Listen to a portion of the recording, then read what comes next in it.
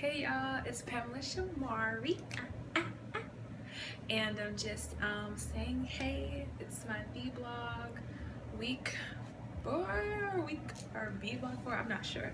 But anyways, I also wanted to make this a hair update you on the status of my hair. It's been doing okay. I cut my ends, and I feel like my hair is much healthier. So yeah, that's one of my tips. Cut them ends, shot it. You know, just snip them off. It ain't nothing. Cut them ends off. Snip, snip, ends. Snip, snip, ends.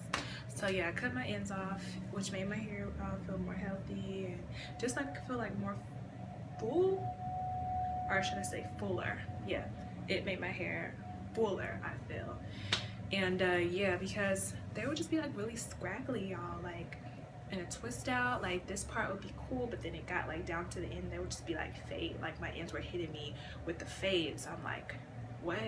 But anyway, so yeah, update VBlog side. Since I talked about my hair, everything's been cool. I'm currently taking file stats right now, y'all. That class is hard. So what I've been doing is just try to like spend more hours studying in that. And yeah, like everything else, like on the God side, I feel like he's been growing me. I know I say it all the time, but ooh, nails. But yeah, he's just continually growing me and getting me to like speak. Sorry y'all, the notification, but getting me to like speak up more, because I've noticed like this week when I don't say anything, things happen that I don't want to happen. But it's like I didn't say anything because I'm always thinking about what are the consequences going to be, and what if this happens, what if that happens, what if this is not the right thing. But no, just do it. You know what I'm saying? If you're really led by God, God lives within you. He said all things work together for the good of those who love the Lord. So I'm like, I'm gonna stop like tiptoeing around speaking up or asking questions. You know, I'm just gonna be more bold. You know what I'm saying? Oh, I got a message. But yeah, so that's what he's been telling me, and you know, it's exciting. Like I love growth. I love knowing the truth about myself. He also told me too, on the flip side, about speaking up, what kind of church I was. So you know, in the back of Revelations, it talks about the different types of churches. And my friend had said that she was at church, real church, and this lady was talking to her, and they're having this conversation, and she said the lady asked God what type of church she was. So my friend asked God, he told her, so then I decided to ask God, and God told me, where's my Bible? Right here. Ooh, it's right over here. God told me that I was like the church of Ephesus, guys, which is not that good. You know what I'm saying?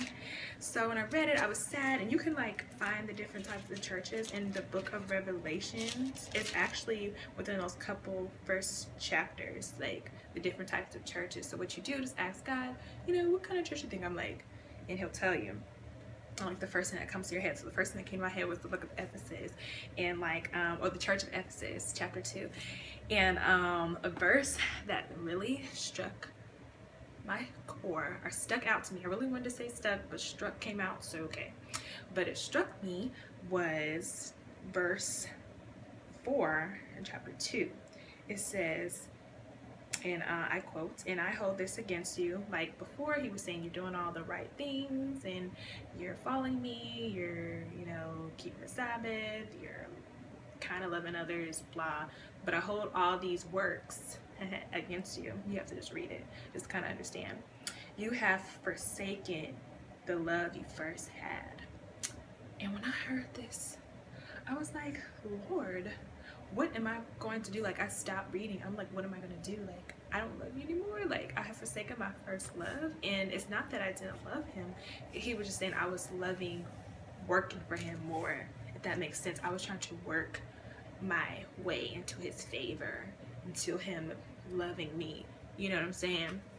And I don't want to make this video too long, so speed it right along. So right after that, I asked him, you know, what can I do to change this? He said, repent and do the things you did at first. Like it literally answered the question in verse 5.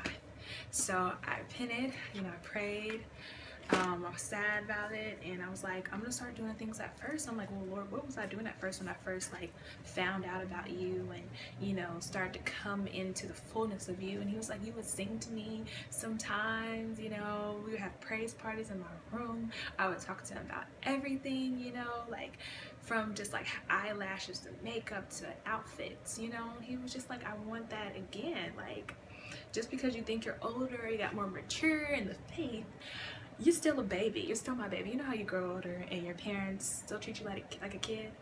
That's kind of how God is. You know, he wants, you're his baby, like really an infant. Like our parents may treat us like a toddler or a teenager, but no, God will treat us literally like his baby. Like we're really right here on his bosom. He loves us. He wants us to just be indulged in him. He loves us. And I was happy that he showed me this, because I really didn't know. I was trying to be so self-sufficient, because, you know, that's what the world teaches us, to, you know, not be dependent, not be needy. But it's actually okay to be needy with God, you know. So yeah, I'm excited. It's my new Bible, y'all. Thank you for watching my video. Keep me in your prayers. I'm constantly praying for you all. We're gonna make it. We're gonna see the King. Yeah, it's gonna be awesome. Okay, I love you guys, and until my next video.